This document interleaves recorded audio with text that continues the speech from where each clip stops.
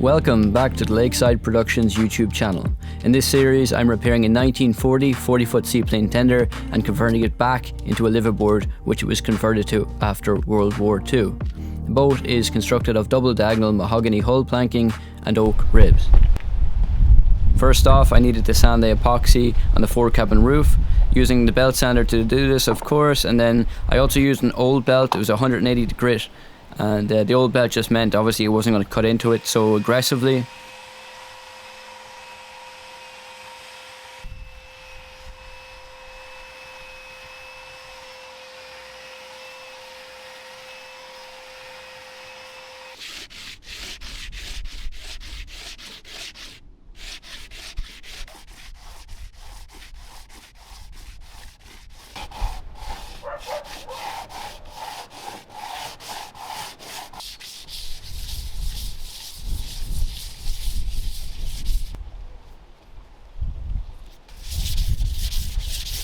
I wiped down the roof then with acetone to remove any dust and debris.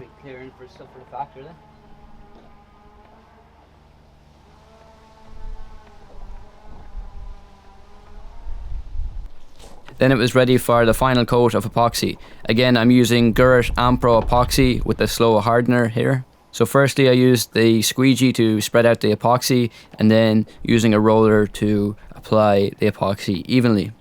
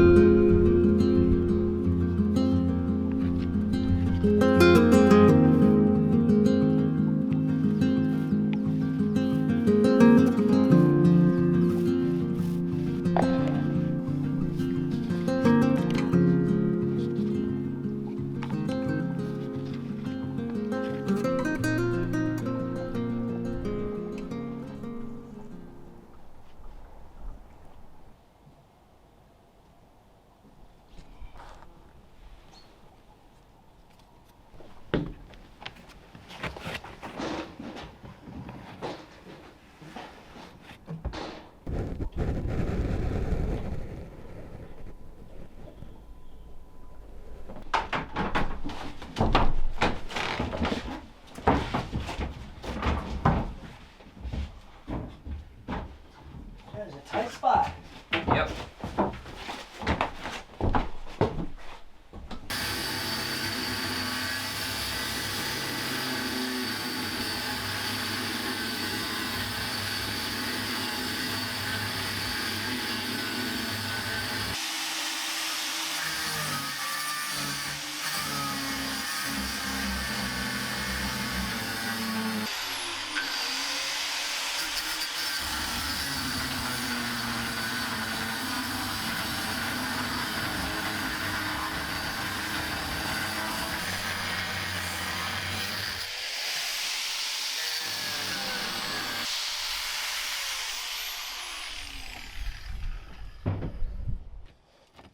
Next we work to remove the old winch.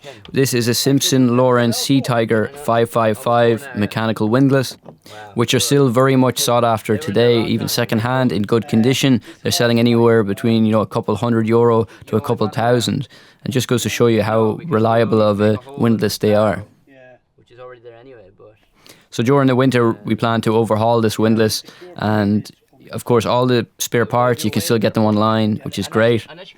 There was 4 bolts that were used. They weren't stainless, so they were corroded quite a lot of rust, and unfortunately we couldn't get the bolts off clean. So seeing as we're not going to reuse them or anything, my dad just got the angle grinder and he cut the bolts off, the nuts, and then we were able to get those 4 bolts out, and we were able to take the windlass off then.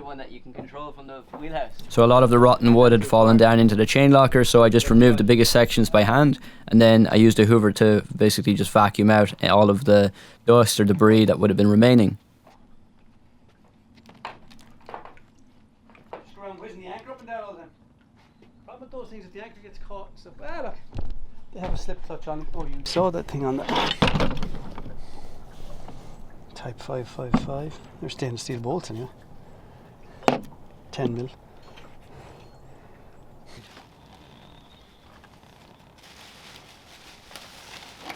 What were the bolts like for that? I never even looked. At least they're stainless.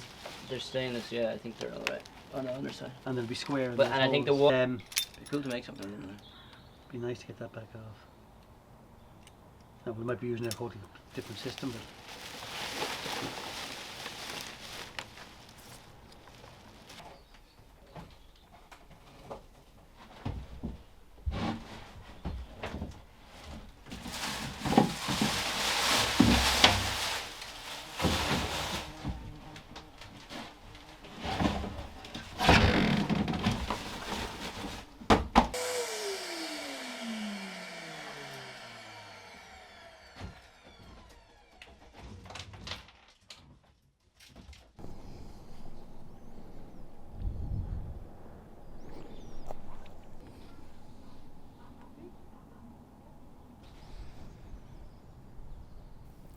So the old varnish had to be stripped from the foredeck. I used a heat gun for this and it was really tedious, a really slow job. I ended up using the multi-tool actually, which is, off camera, I used that and that was great. It just, stripped up all of the varnish. You could get in underneath it. You could really just peel it up using the multi-tool. I also applied a coat of antifoul over the fiberglass on the hull. The anti-fouling or the old paint that was there had come off over the years, had worn out, and I basically was doing this to prevent any further UV degradation. And checking and tapping on that fiberglass, it all seems sound. It's all stuck well to the wood from what I can see and tell. It sounds good too. It doesn't sound hollow, and it doesn't look like there's any water in between it, which is great. So I was just very careful, and I was able to paint right down to the water line. Of course, not really what the antifoul is used for. It's used for below the waterline, but mainly, of course. But I can't get down there until we get the boat out of the water, so that will be a job for the near future. I also sanded back the cabin sides, from any built-up epoxy or drips from when we were epoxy and fiberglassing the plywood that we secured down.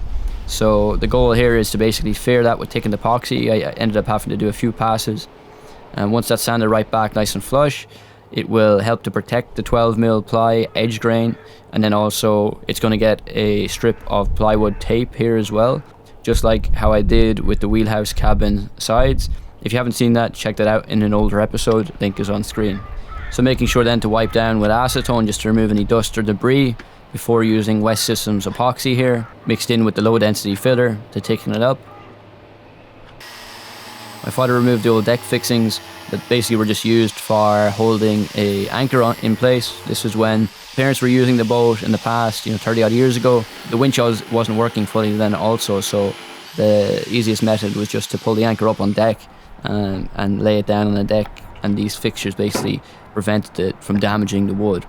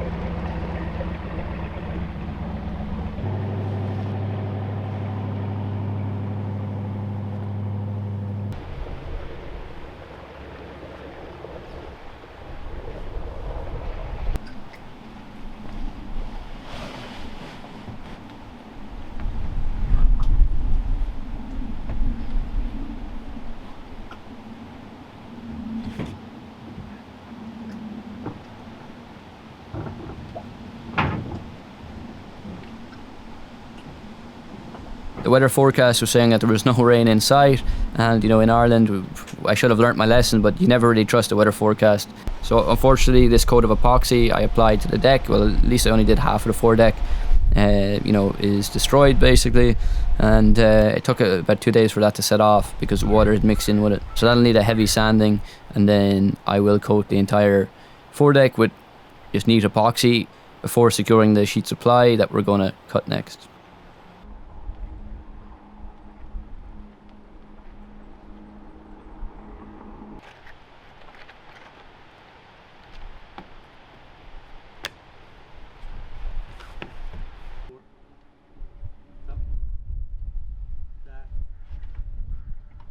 Again, we're using a sheet of 12mm ply, 8x4, it's oak and plywood, and we're just cutting it to size.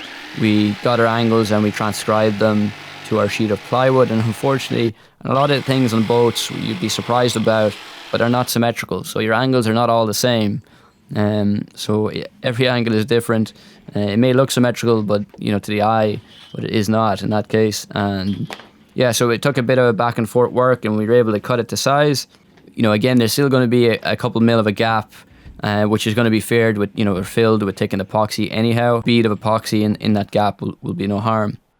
So we also cut out the square for where the hatch cover fits up inside the plywood sheet, and that worked nicely. So in the next episode, we'll secure the sheet of ply to the foredeck, and then also for that extra piece that will go up in front of that. So thanks for watching, guys. I hope you enjoyed it. Please leave a like if you did, and subscribe if you haven't subscribed to my channel already. I really thank you for all the continuous support. It's been really great. My YouTube channel is kind of growing at a nice steady rate, which I love to see, and it's all thanks to you guys. So if you have any friends or family that are interested in these videos, do share them with them. I'd be grateful for that. So I also have a Patreon and a PayPal link in the description below if you do feel like further supporting my project there. As always, guys, stay productive and have fun creating. I will see you all in the next episode.